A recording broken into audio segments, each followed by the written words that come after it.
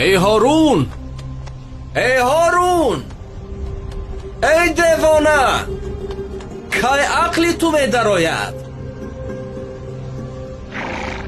من دیوانم یا تو؟ البته که تو دیوانه ای.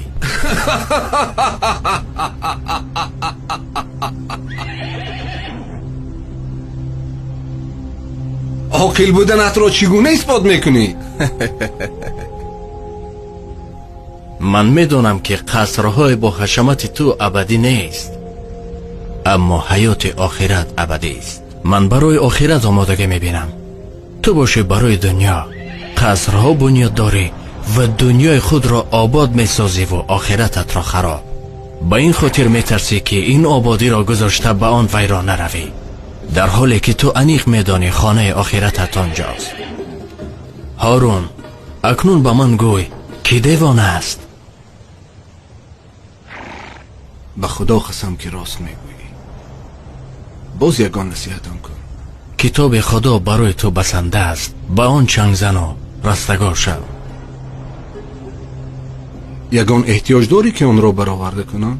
بله، 3 خواهش دارم. اگر تو آنها را برایم اجرا کنی، از تو سپاسگزار خواهم شد. بگو.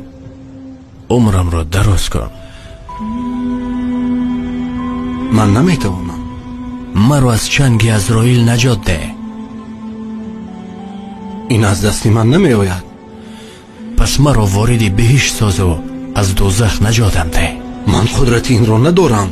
این طور که باشد تو غلام هستی نه شاه، و من از غلامان حاجت نمیپرسم.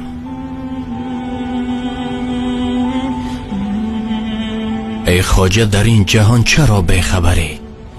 روزان و شبان در طلب سیم و زری.